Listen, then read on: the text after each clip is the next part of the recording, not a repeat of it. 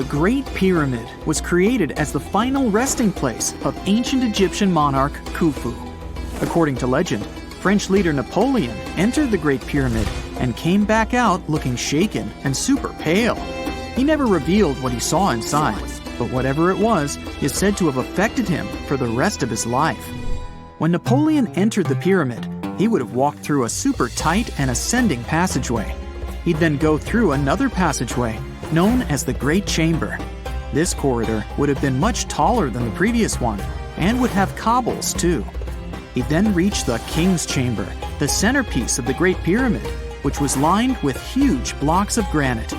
But it wouldn't have looked as grand as we might imagine. There are no hieroglyphics decorating its walls, as Egyptians only began decorating the burial chambers of pyramids much later on. The pharaohs' tombs deep inside the pyramid would have also been filled with treasures, from chunks of gold to the world's most expensive jewelry. But this would have all been looted a long time ago. The only thing that probably would have been left in there would have been a huge sarcophagus, which would have once contained the king's mummy. He'd also have to walk past the Queen's Chamber. This room most likely didn't hold any queens though, as pyramids were usually only built for one person. There are mysterious tunnels leading from here. To this day, no one is really sure what they're there for. And that's not the only mysterious and creepy thing Napoleon may have encountered, as stories of pharaohs leaving ancient curses on pyramids go way back. Many pyramids had warnings written on the outside, telling of horrifying things that would happen to those who entered and disturbed the peace. We might not know what exactly Napoleon found in the Great Pyramid that scared him so much, but we know for sure what was found in Tutankhamun's tomb. Tutankhamun was an ancient Egyptian pharaoh who was only 8 or 9 years old when he took to the throne. He became a cultural phenomenon when his tomb was discovered almost completely intact in 1922. His pyramid sits in the Valley of Kings in Thebes, modern Luxor, which is in Egypt. Unlike the Great Pyramid, Tutankhamun's tomb was covered in beautiful wall decorations. The walls told the story of how he would travel to the afterlife through the underworld. Egyptians believed all people would have to take this journey, so they would fill their tombs with objects and paintings to help them get there. There'd also be spells painted on the walls. They believed this would help people pass over to the next realm. The journey would be pretty long, and for that reason, the ancient Egyptians would also fill the pyramids with food. Tutankhamun's pyramid was filled with 8 fruit baskets. They even found something called gingerbread fruit in there. The rooms were jam-packed with furniture, statues, clothes, and staffs, amongst a whole bunch of other things. You'd likely find a lot of clothes and expensive jewelry in the pyramids as well. The ancient Egyptians wanted their ancestors to travel in style to the afterlife. They put Tutankhamun in his final resting place with over 50 pieces of clothing, all of the highest quality. There were tunics, scarves, gloves, and headdresses, and a ton of jewelry. Bracelets, pendants, necklaces, rings, and scarabs for protection were all found inside. Each of them was made of gold or precious stones. There were also fans made of ostrich feathers to keep the old pharaoh cool in the hot Egyptian sun. But the temperature inside the pyramids never actually went above 68 degrees Fahrenheit. The ancient Egyptians developed a super cool air conditioning system that we don't fully understand even today. Tutankhamun's pyramid also contained 130 walking sticks made from ebony, ivory, silver, and gold to help him on his journey. There were 3 chariots hidden away in case he got tired of all the walking. They also put 11 boat paddles inside, but there was no sign of any boat. The pyramids would be littered with the pharaoh's favorite scents and perfumes. During the excavation of Tutankhamun's pyramid, it quickly became clear that it had been robbed during ancient times. There was damage to doors and traces of oils left in empty jars. It looks like someone raided the pyramid for gold and the scents, perfumes, and oils that had been left for King Tut. There was still a bit of perfume, which was made from coconut oil and frankincense, left in one bottle. It seems like Pharaoh Tutankhamun loved board games. There was an ivory traveling set of senet in his pyramid. Although we don't know for sure exactly how to play it, we have figured out it was sort of an ancient Egyptian version of backgammon. It looks like it was a 2-player game where the goal was to knock your opponent off the board. Not really sure who Tutankhamun's mummy was supposed to play with, though. The ancient Egyptians had some rituals that may seem pretty strange to us. For example, they used to shave their eyebrows off if they ever lost a cat. So it's not too surprising they put some really weird things inside pyramids. Archaeologists discovered a collection of mummified cats and scarab beetles in pyramids that date back more than 4,000 years. They were found in the pyramids of Saqqara, which is south of Cairo. They also found a bunch of makeup kits and mirrors inside.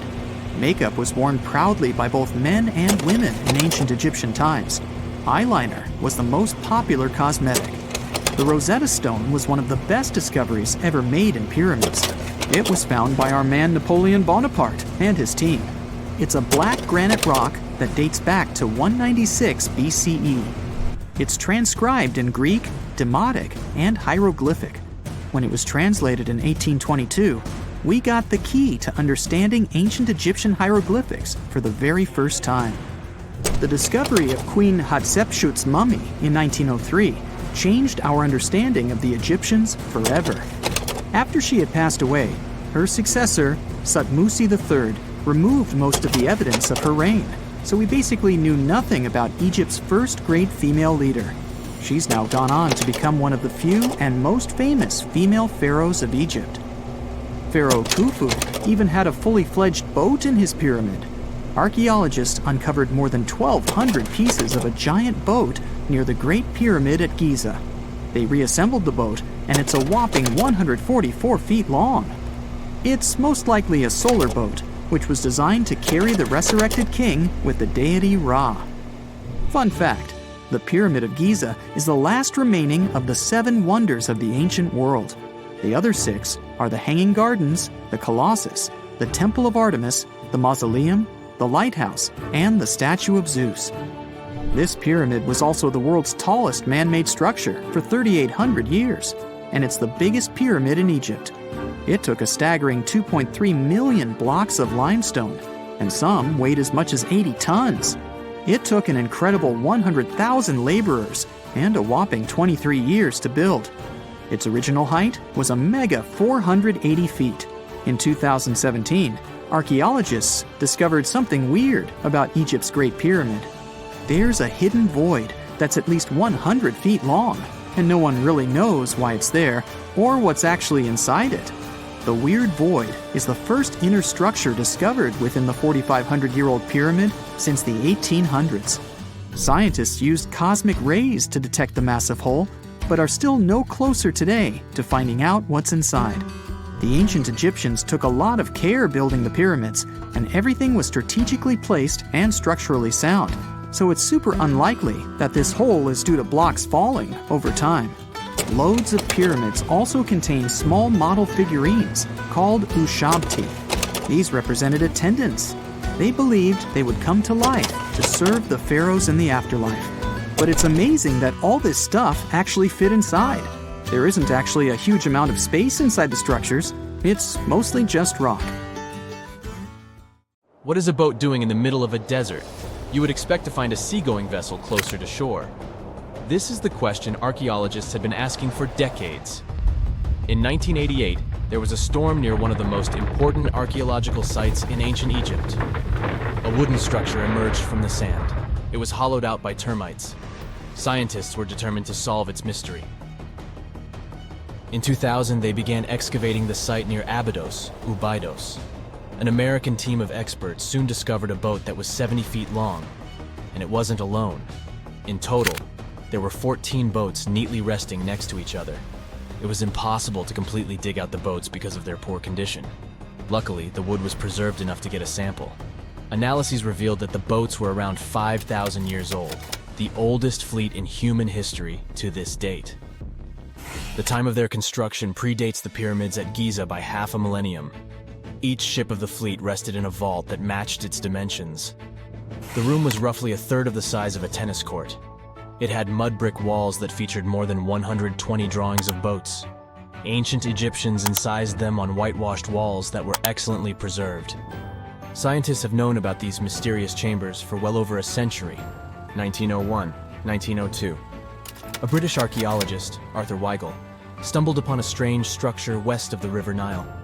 His team caught a glimpse of the interior walls. Sadly, a section of the roof collapsed, so they had to call off further exploration. Researchers abandoned the site, but its location remained on the maps. The boat's position first led scientists to think that they rested on a bank of the mighty Nile. But there was a problem with this theory. Today, the river flows almost 7 miles west of Abydos. Further studies of the surrounding terrain showed the Nile didn't change its course throughout history. Also, if the boats floated near a dock, they would be in unstable positions. The 14 vessels at Abydos were perfectly parallel to each other. There was only one conclusion possible. Someone had deliberately placed them like that. They must have gone through a lot of effort. Each boat had enough room for up to 30 rowers. These vessels could really float. They weren't models, but scholars still don't know if they actually sailed any body of water in ancient Egypt. This doesn't diminish the importance of the find. Previously, archaeologists found only small-scale models. In King Tut's tomb alone, there were 35 boat models. For a long time, these figurines were the only clues as to how ancient Egyptian vessels looked like. The boat's design confirms that they were the real deal. They are the earliest surviving examples of something called built boats. Ancient people constructed primitive vessels by hollowing out large tree trunks. The alternative was reed that was tied together to form a raft. The boats at Abydos had planks tied together. This was a major breakthrough in shipbuilding. During their lifetime, the boats must have seemed impressive. Timber was a valuable commodity at the time. There was no wood in the desert. Cedar had to be imported from Lebanon. The only person who could afford such luxury was the pharaoh. Studying the area around the ancient fleet provided more answers. Scientists discovered a mud brick structure where Egyptians worshipped the pharaoh. Its approximate date of construction matches that of the wooden boats. The same bricks out of which this building was made were used to encase the fleet. At the time of their construction, the rooms they were stored in had a ceiling. That's the section that archaeologists stumbled upon in the early 20th century. Just like mummies and coffins, these marvelous ships rested inside splendid vaults. The exterior of these rooms was also impressive. The outer walls originally had a plaster of white limestone. It reflected sunlight. In the desert sun, the structure housing the boats must have shone from miles away. Ancient Egyptian builders used the same technique to cover the pyramids 500 years later. Today, their surface looks jagged, but it wasn't always like this. When they were constructed, the pyramids had a top layer of fine white limestone. Their surface was smooth and it gleamed in the sunlight. Instead of stairs, the outer layer of the pyramids was more of a sleek ramp. Archaeologists were left with one final question. Which pharaoh owned the fleet? The answer lay just a mile from the site. This is where the tomb of a pharaoh from the 5th dynasty rested, King Senwosret III.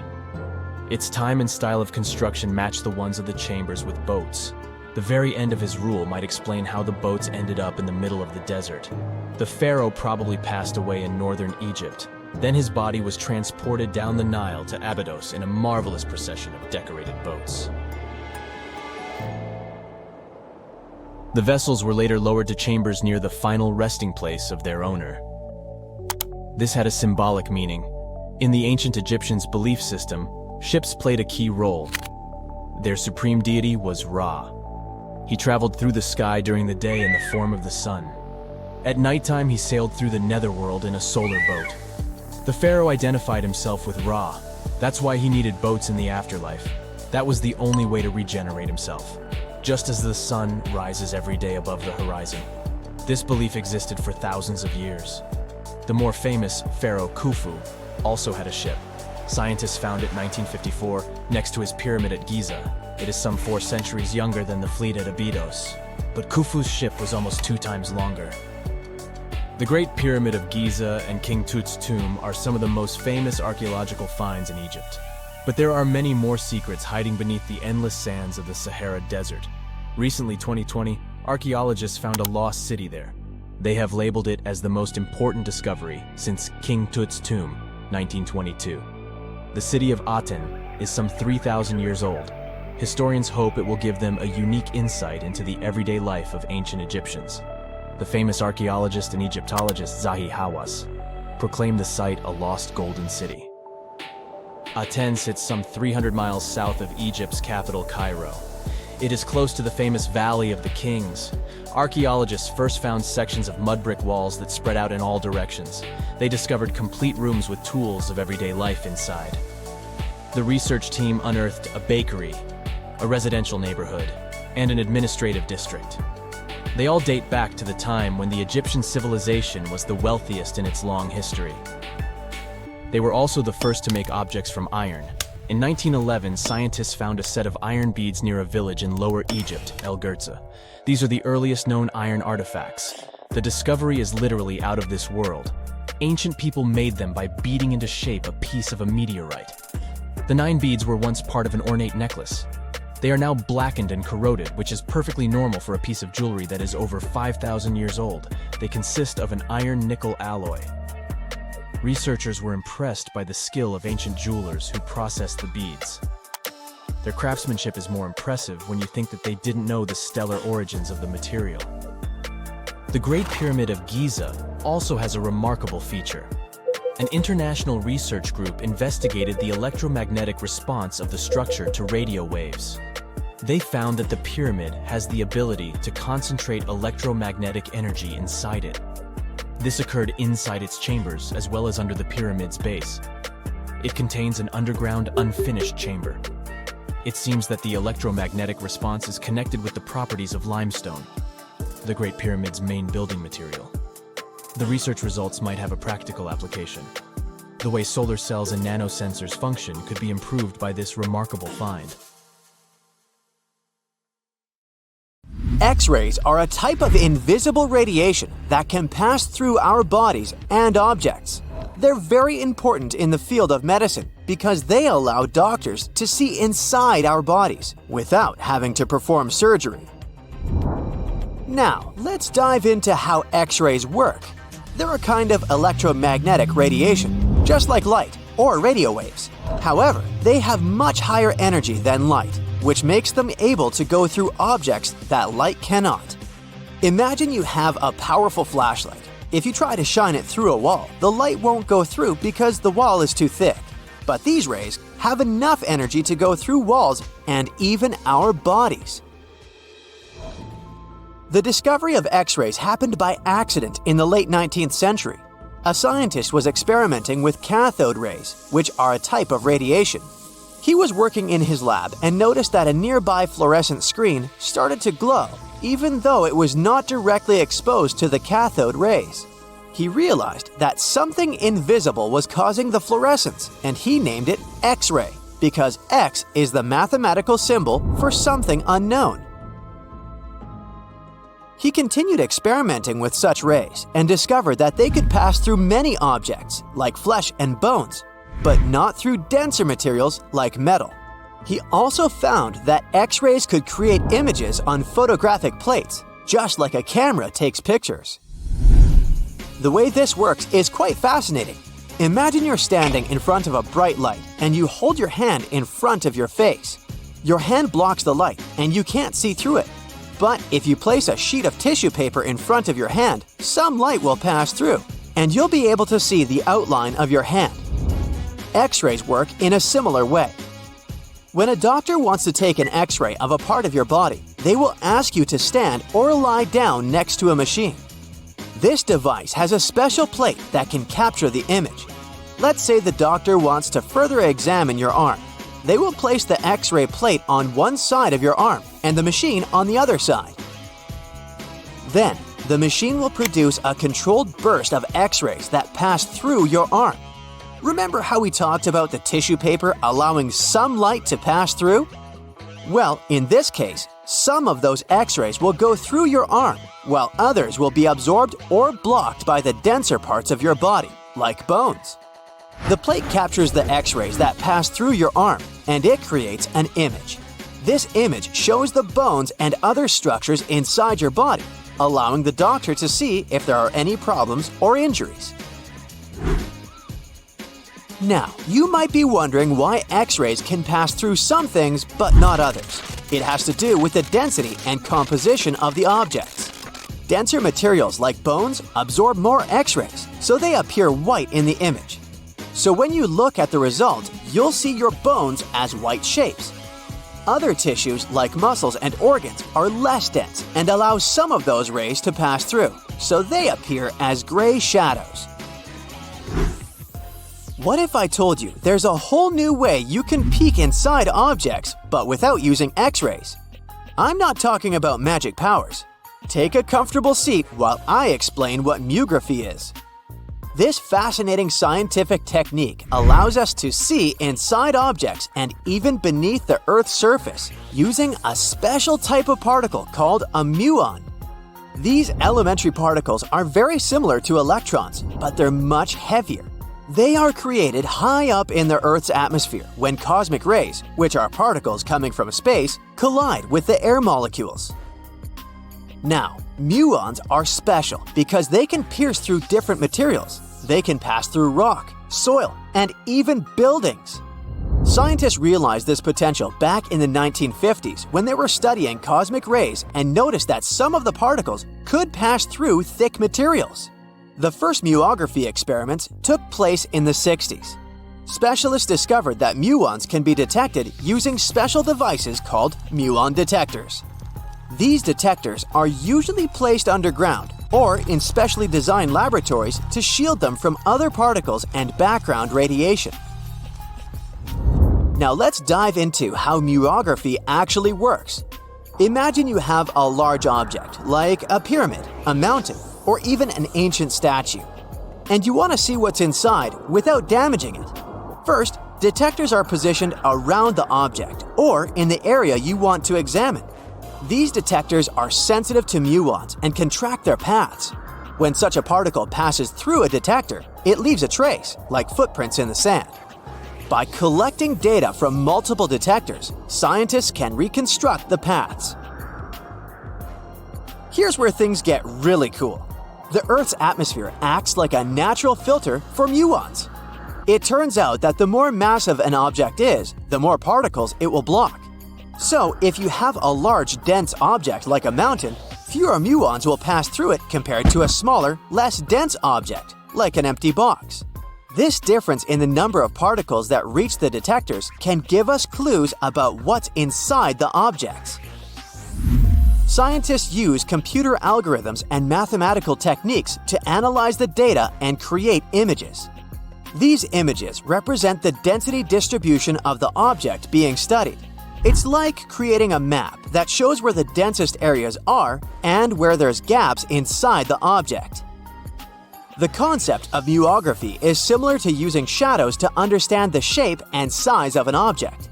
Imagine you're standing in front of a bright light and you place your hand between the light source and a wall.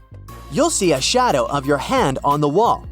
Based on the shape and size of the shadow, you can get an idea of what your hand looks like, even though you can't see it directly. This technique has been used to study various objects and structures. For example, scientists have used it to explore the inside of volcanoes and pyramids, and even to investigate the structure of mountains and the Earth's crust. With the help of this amazing technique, scientists have now uncovered new information about the Great Pyramid of Giza. They discovered something that had eluded tomb raiders for centuries. They found a hidden chamber. And guess what they named it?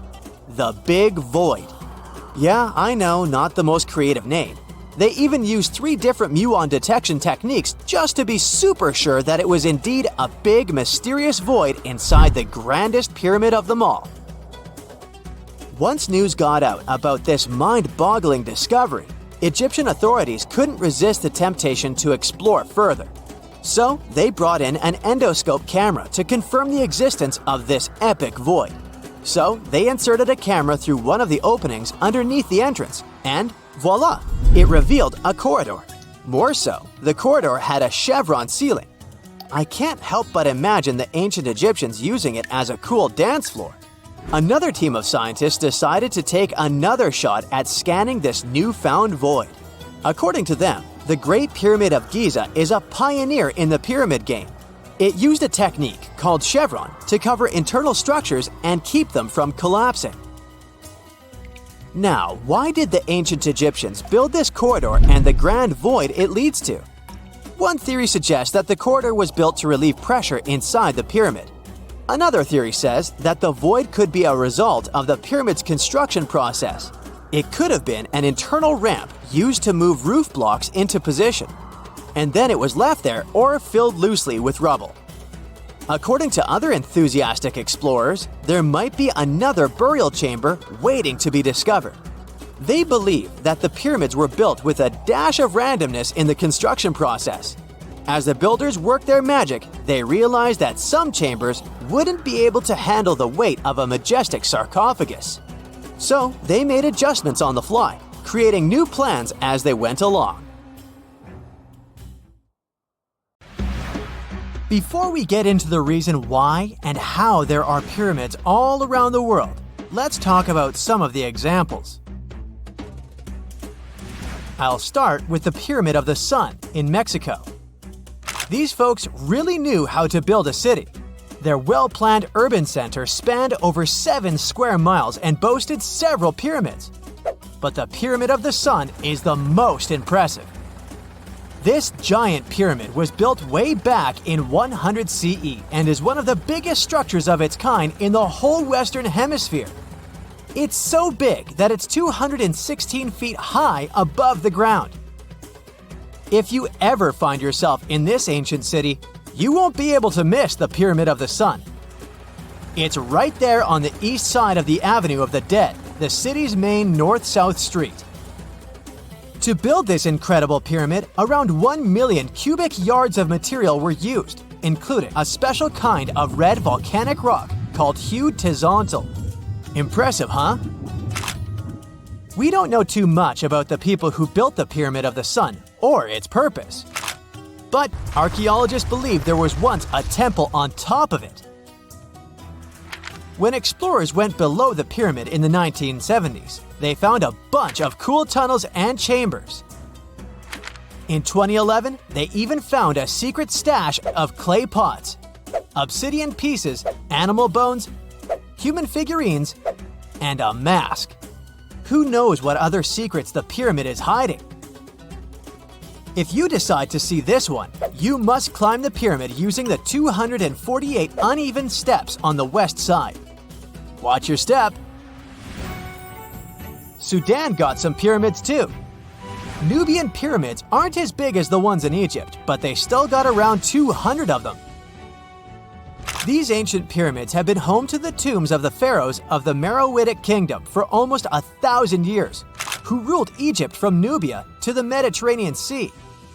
The pyramids at Meroe were constructed using granite and reddish sandstone. Oh, and did you know that Sudan has more ancient pyramids than Egypt? The Kushite pyramids depict the indigenous architecture and burial traditions of Nubia's Napata and Meroe kingdoms, which ancient Egypt influenced. Meroe, the burial site of over 40 queens and kings, is the most extensive Nubian pyramid site. The tomb walls depict mummified royals bedecked in jewelry, their wooden caskets containing bows, quivers of arrows, and other artifacts pointing to the Meroitic relationship and trade with Egyptian and Greek civilizations. So if you're looking for some ancient tombs to explore, you may consider skipping the crowds in Egypt and heading on down to Sudan. Let's fly to Iraq to see some more pyramids. Ziggurats have fancy receding layers and tiered temples. Instead of a smooth exterior, it has tiers like a cake. Perfect for all the important work and rituals that went on inside. You can find these towering structures scattered throughout Iraq and Iran, and they're a real testament to the power and skills of the people who built them. One of the biggest and most impressive ziggurats is the ziggurat at Ur.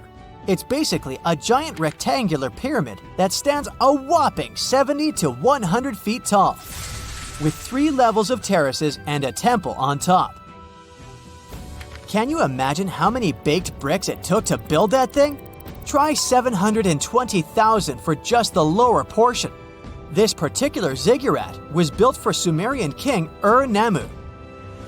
Similar to other ones, this pyramid has been around for thousands of years, so it got a little rough around the edges.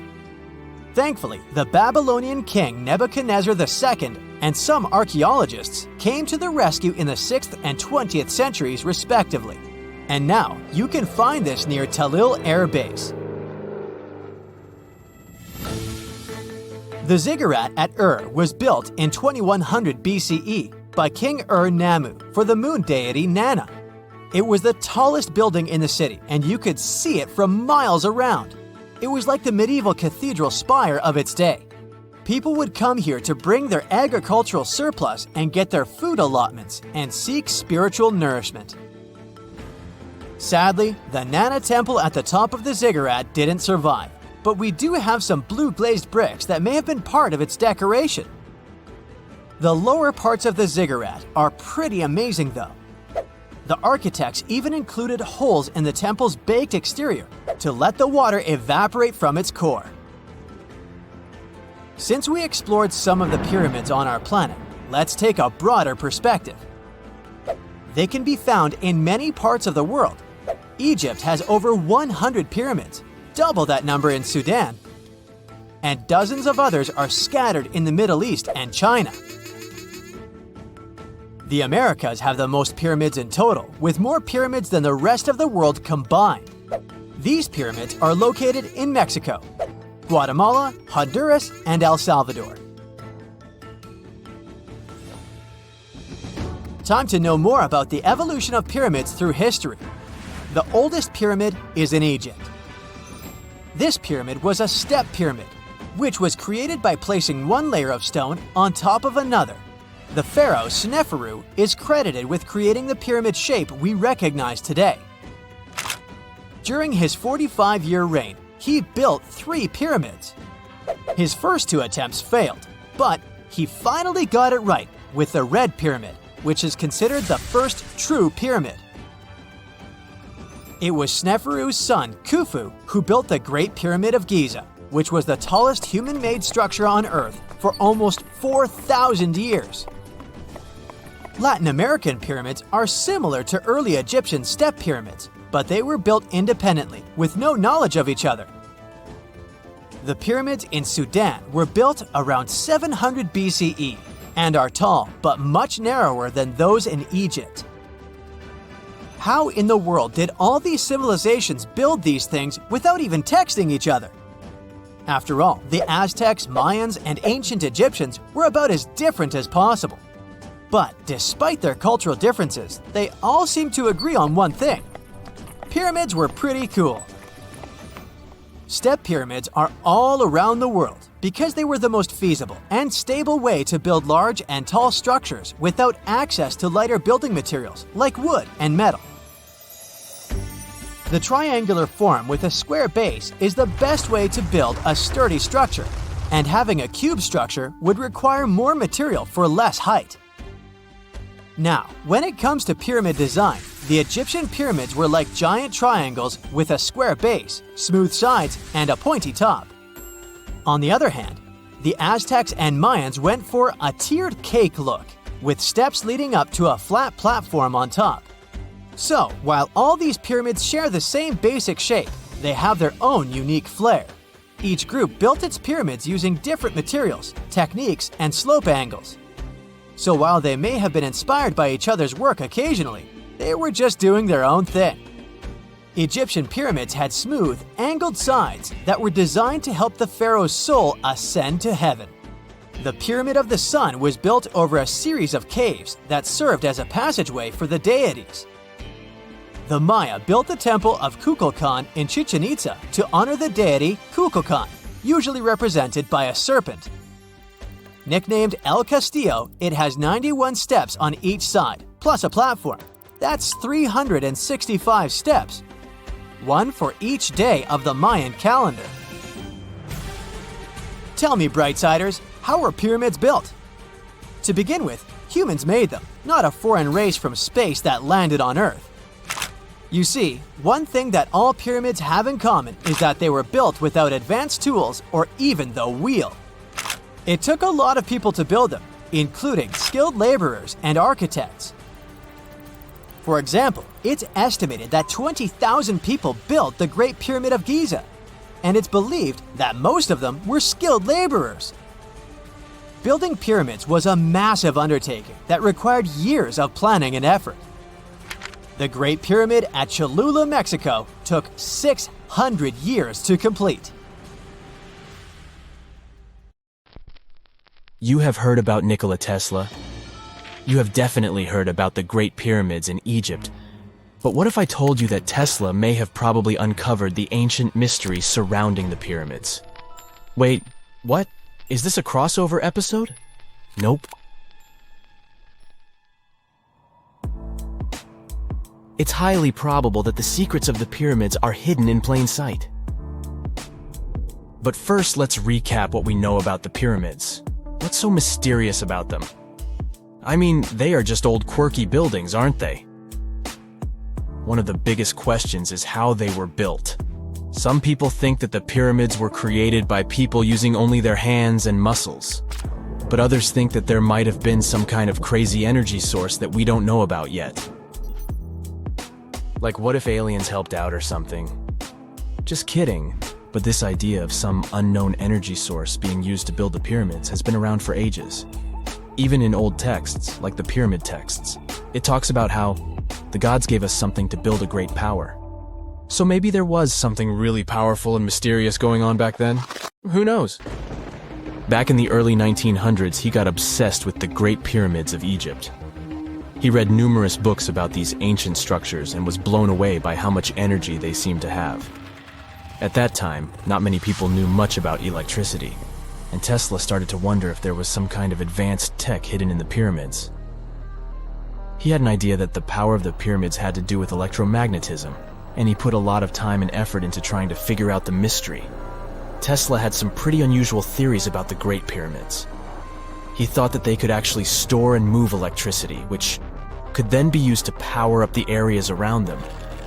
He also had this theory that the pyramids were built using some kind of crystal energy. He believed that the chambers inside the pyramids could have these super powerful crystals that could control the electromagnetic fields. But that's not all. Tesla also had this idea that the materials used to make the pyramids had properties that allowed them to trap energy from the sun and the moon. And not just a little bit of energy. He thought that the pyramid could actually create this massive energy field that could light up whole cities or even brighten up dark places. He thought that the pyramids could be used as giant power plants to generate electricity and run machines. Tesla even believed that the pyramids were somehow linked to cosmic energy, which could be used for spiritual enlightenment and healing. How very new age of him. Anyway, Tesla wasn't just pulling these ideas out of thin air. He was seriously into studying everything he could about the pyramids, from ancient artifacts and texts to hieroglyphs and drawings. And he came up with this idea that the pyramids were designed to be energy amplifiers, and some kind of unknown energy source was used during their construction. Some people thought Tesla was eccentric for coming up with these theories, but his ideas have actually had a huge impact on the way we think about the pyramids today. Researchers and scholars have been digging into his theories for years and using them to uncover some of the biggest mysteries surrounding these ancient structures. For example, recently scientists have used theoretical physics to investigate how the Great Pyramid of Egypt would react to certain radio waves. They found out that if the radio waves were a certain length, the pyramid could concentrate the energy inside its rooms and focus it under its base. The scientists did lots of calculations to figure this out. They first thought about what radio wavelengths would work best. Then they made a model of how the pyramid would react to the waves. They figured out how much of the energy from the waves would get absorbed or spread out. Lastly, they checked how the energy would move around inside the pyramid when the waves hit it.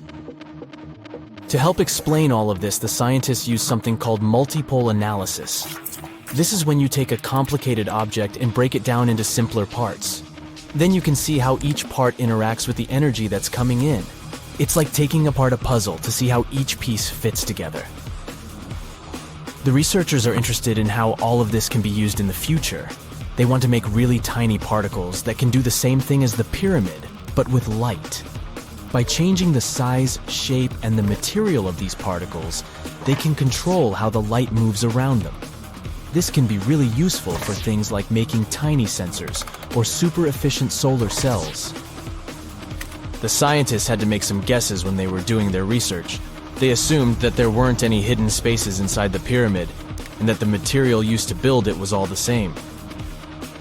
But even with these guesses, they still made some pretty impressive discoveries.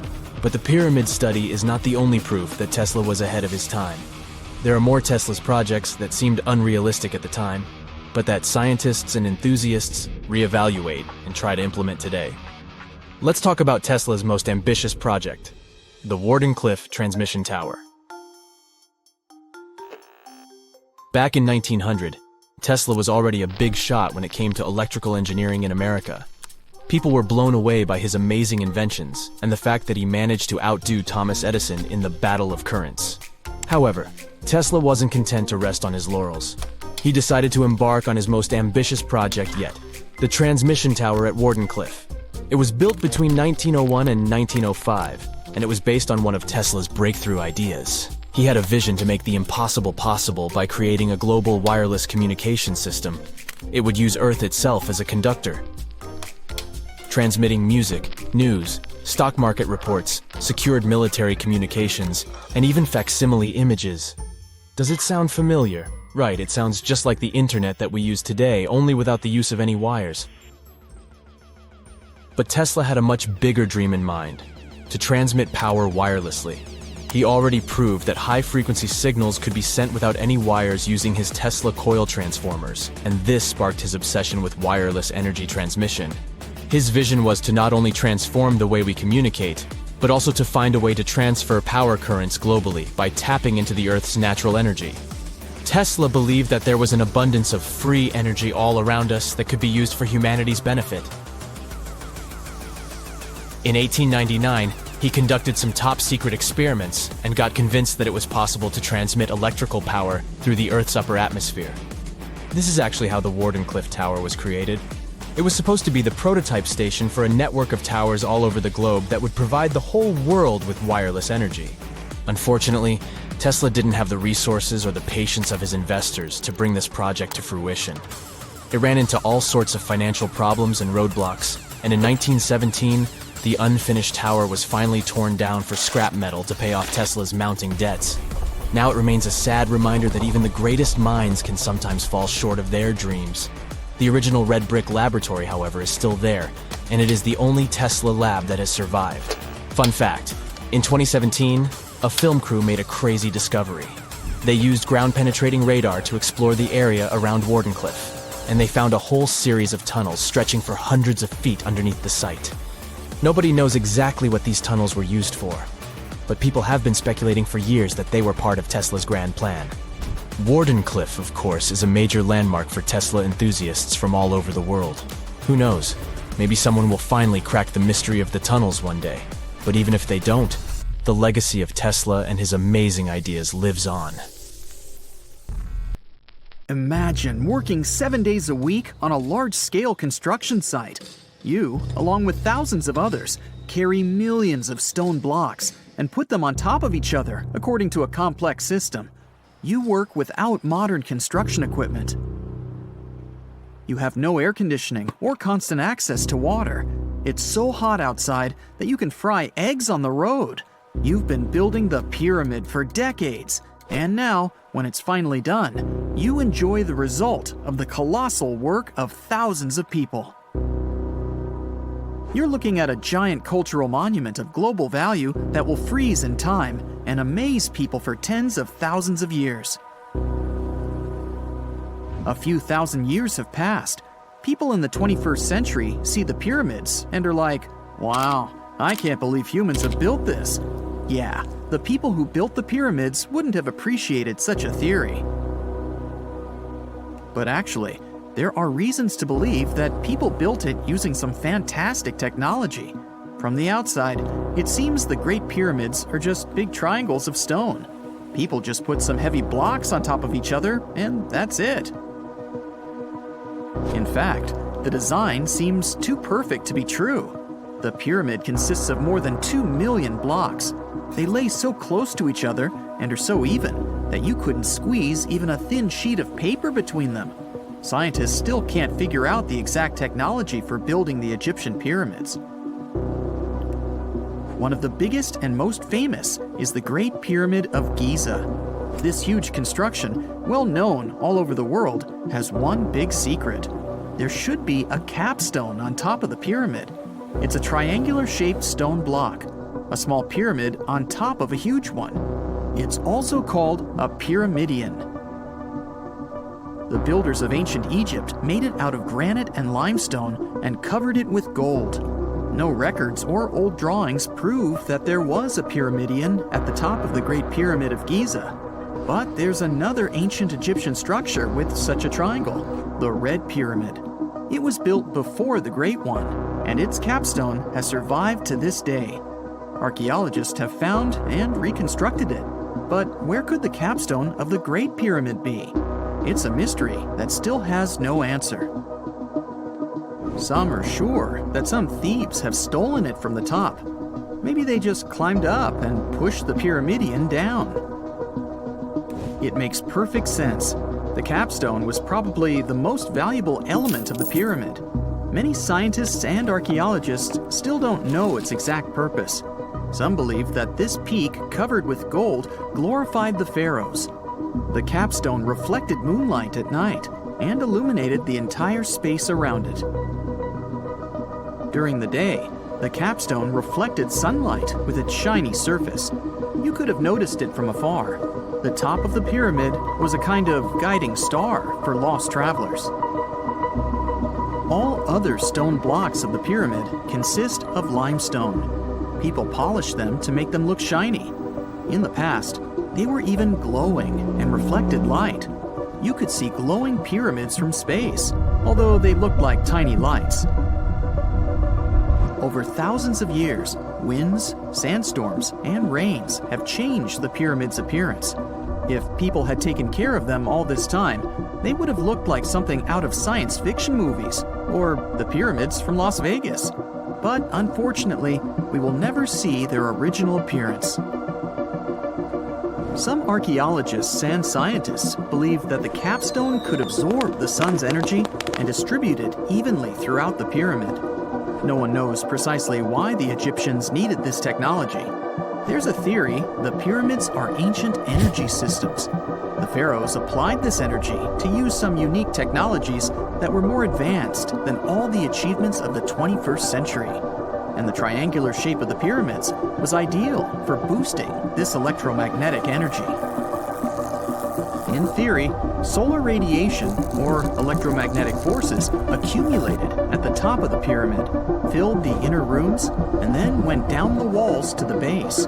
Any surface distortion could prevent the flow from spreading, so they had to create a perfectly smooth surface. That's why they installed the blocks so that nobody could squeeze a needle or razor blade between them. Many people believe in this theory because they built the pyramids from limestone. This material can hold energy inside itself. In the inner part, they created granite deposits to cause air ionization, that is, to create an electric charge.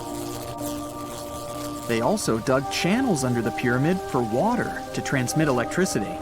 And at the top, they put a gold capstone, the best conductor of electricity.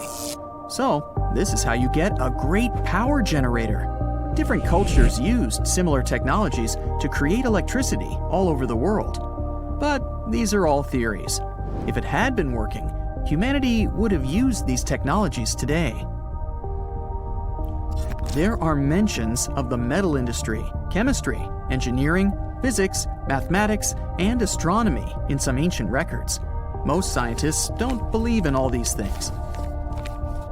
We know the detailed stages of the technology's development in different cultures. In the 21st century, scientists, historians, and anthropologists can track the evolution of all modern devices.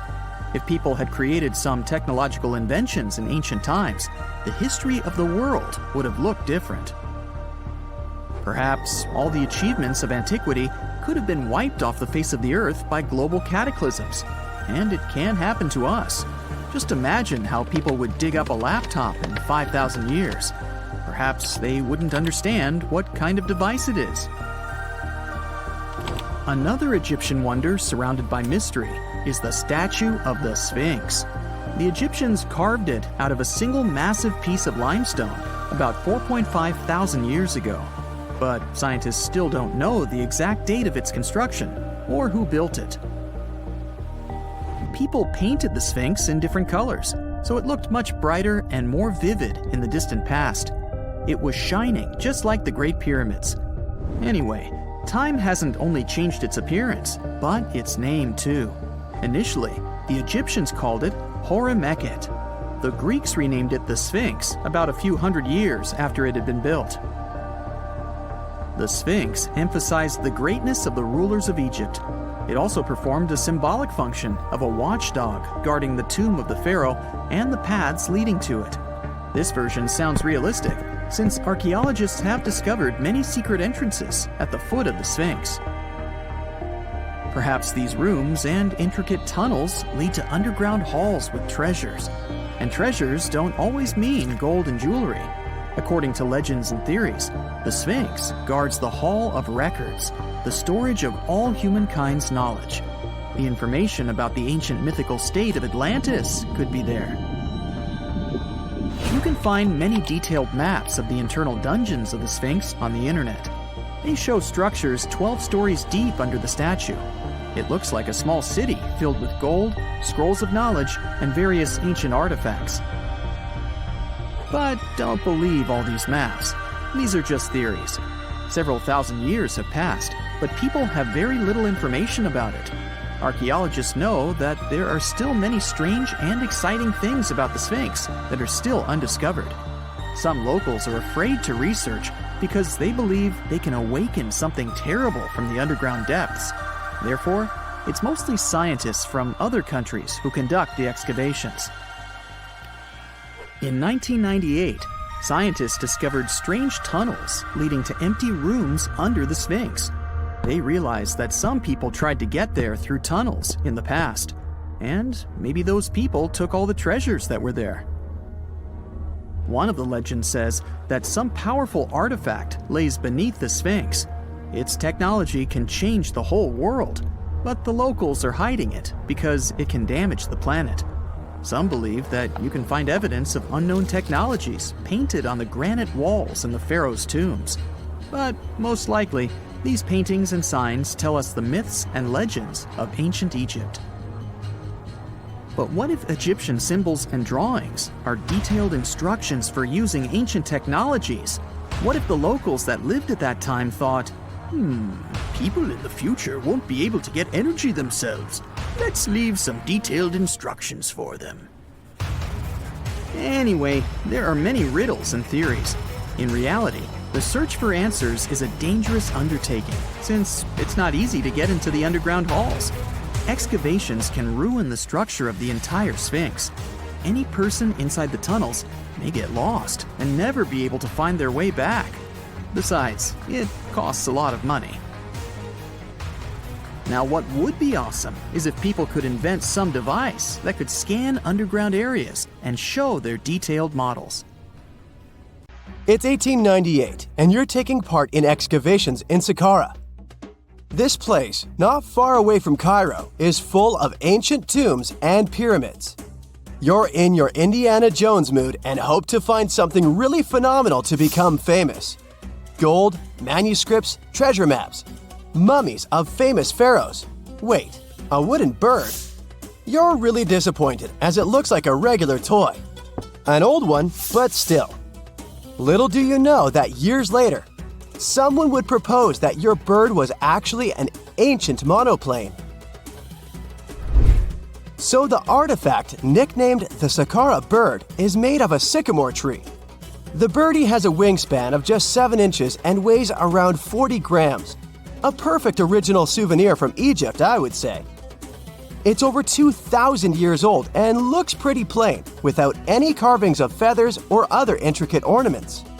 It has a beak and eyes, though, which makes our find look like a hawk, the emblem of the deity Horus.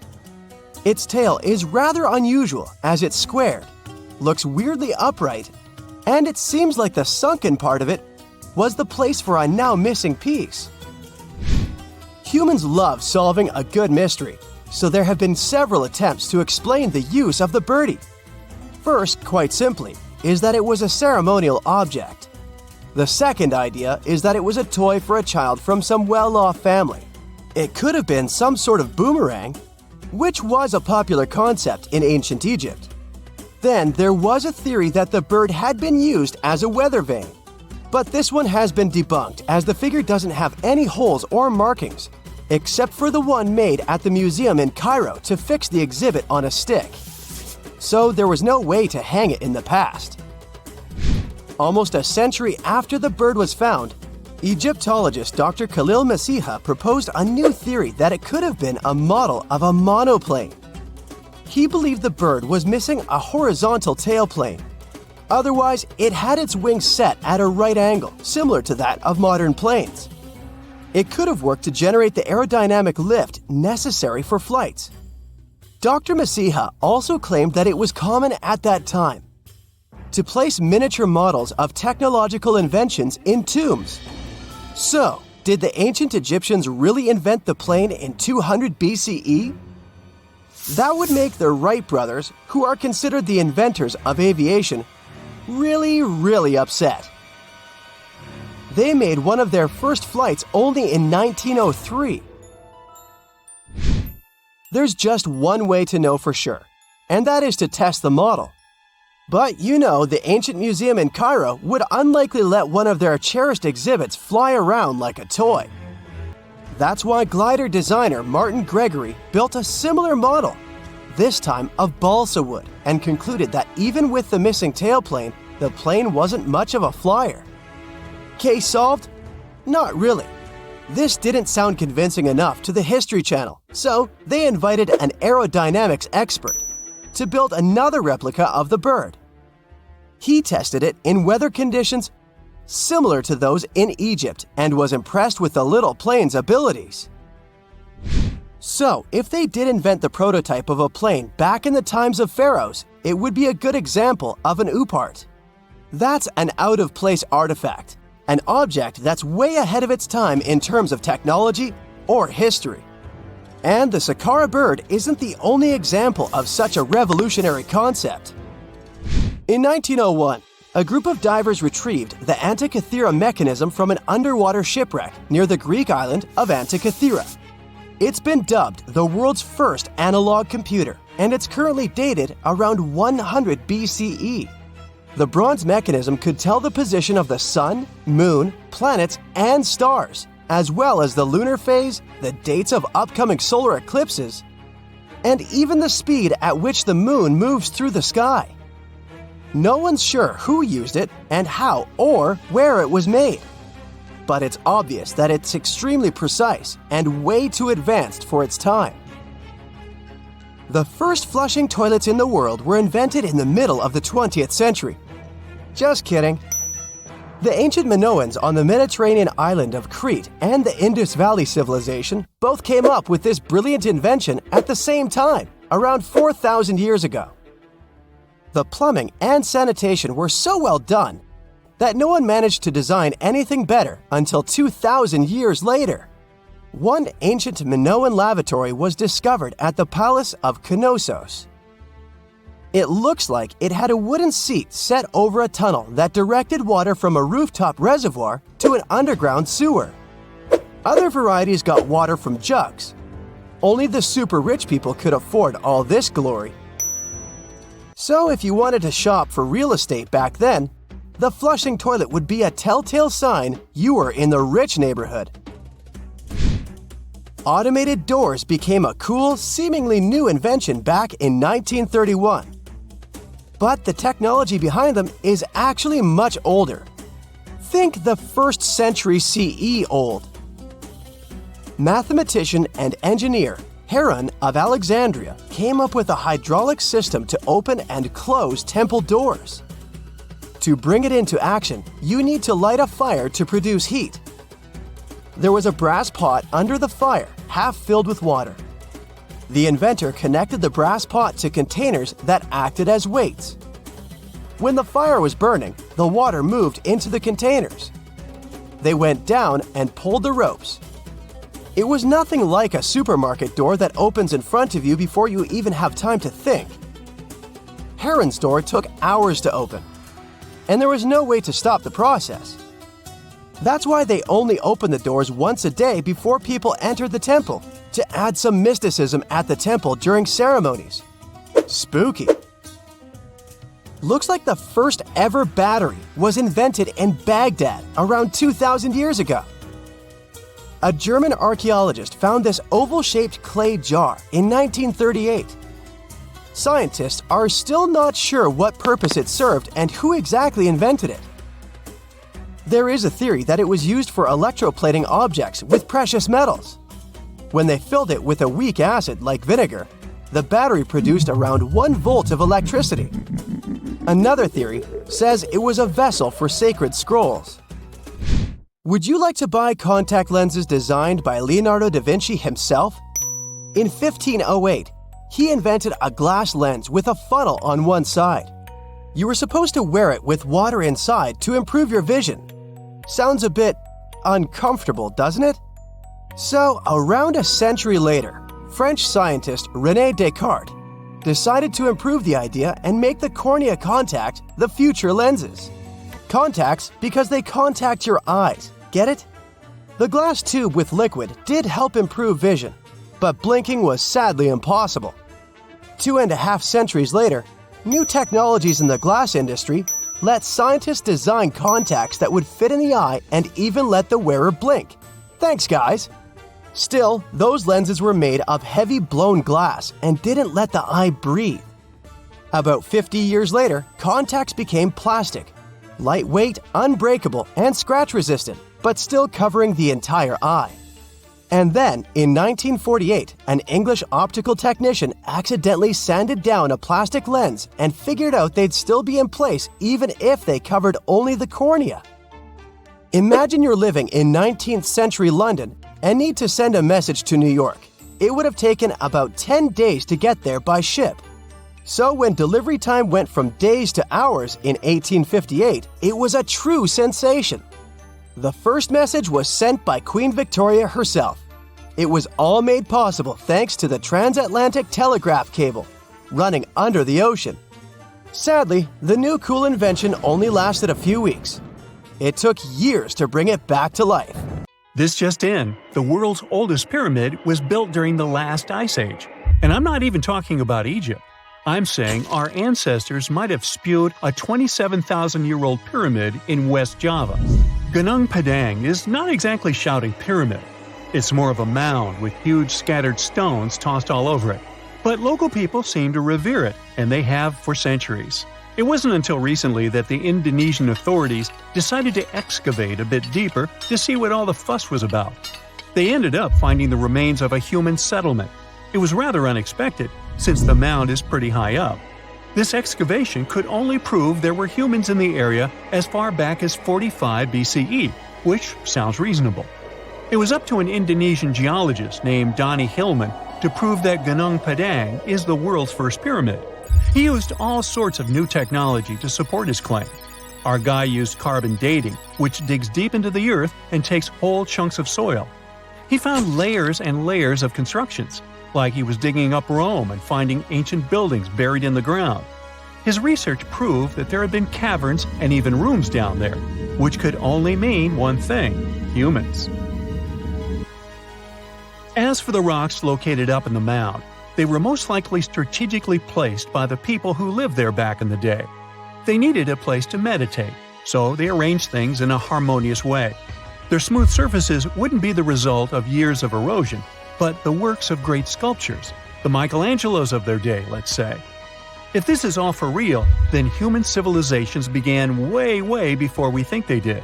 Our ancestors, the Paleolithic humans, didn't have what it took to be considered a civilization, especially not the tools and knowledge to build pyramids. They needed a lot of masonry skills, which weren't all that available during the last ice age. His peers don't share this view, though. They could believe Hillman's theory if he had found evidence such as charcoal and bone fragments, but he didn't.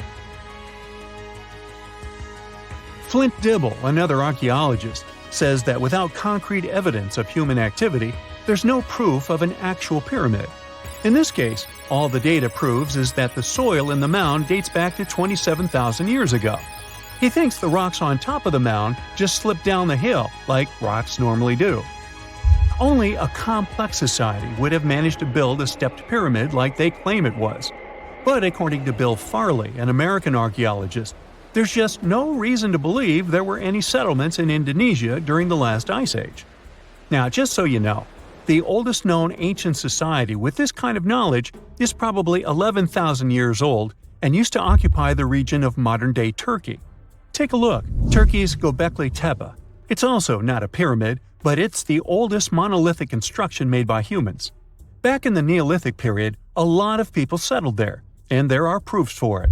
For example, the walls there are covered in ancient drawings of clothing and wild animals. Until recently, the title of the world's oldest pyramid went to a three-sided construction known as the Djoser Pyramid in Egypt. Djoser is located just a few miles south of the Giza complex in a town called Saqqara. It made its way to popular culture more than once. In the 18th century, it became a common feature in European paintings. Young men from the cultural elite did a grand tour around the world, and Saqqara was at the top of their list. It was also featured in the video game Assassin's Creed, with a digital representation way more accurate than many historical drawings of the thing. That was kind of a big deal in ancient Egypt, to build pyramids for kings to spend their afterlives. And if you thought the Khufu Pyramid was the oldest one in the world, well, Djoser was built 70 years ahead of that time. The development of new technology has allowed archaeologists to make groundbreaking discoveries, and a new, or should I say ancient pyramid in South America might win the title in dispute. It turns out that pyramids were also pretty fashionable in the Americas in the old days. Among them are the iconic pyramids of Guatemala's Tikal Temple Complex, the same ones that appeared in Star Wars No. 4. But to find the oldest pyramid in the Americas, one would have to travel to Peru. Deep in the Peruvian desert, archaeologists stumbled upon a sprawling ancient metropolis known as Caral.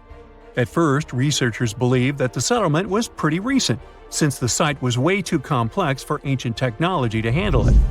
As we said, Caral is a desert town, like Las Vegas, but without all the hoopla. This means no easy access to water. And for cities like these to thrive, they need a considerable irrigation system, which leads us back to complex technologies. The Peruvians surprised us all with this new discovery. This site was huge, filled with an amphitheater, houses, and religious buildings. The whole thing probably sprawled through 370 acres. And when scientists went to test their initial hypothesis using radiocarbon dating, they found that the city probably sprung around 2027 BCE.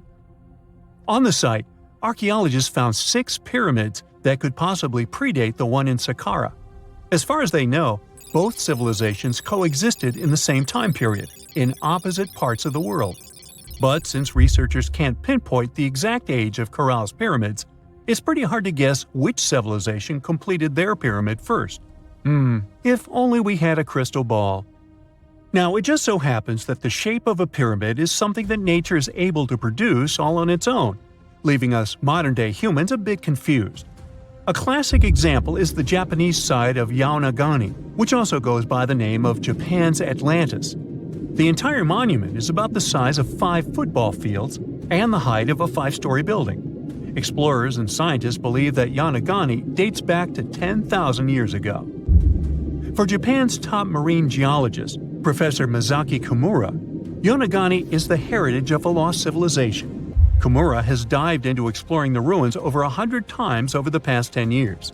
To him, there are clear signs of human activity down there.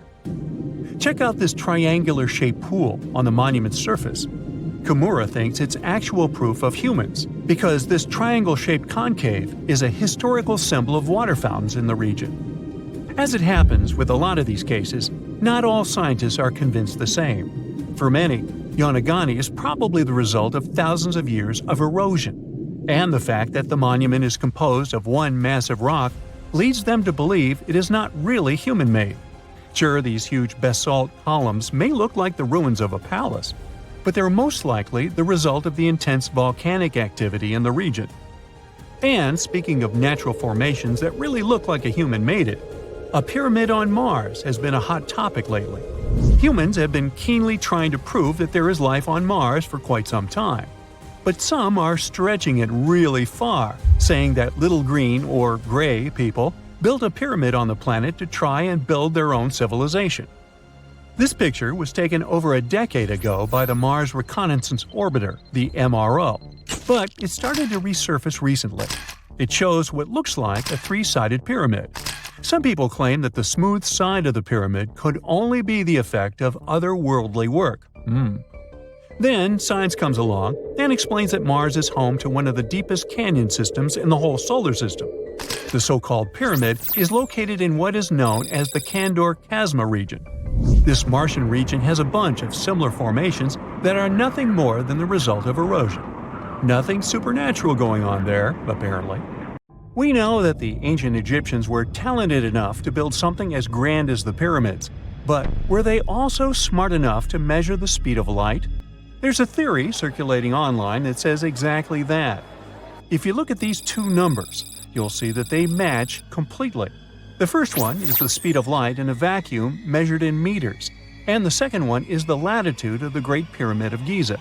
So, was it done on purpose, or is it just a coincidence?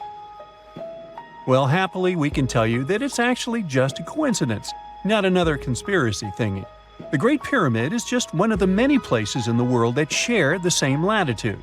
And more importantly, even if the ancient Egyptians had somehow measured the speed of light and chosen to keep it a secret from the rest of the world, they wouldn't have used meters to put it down.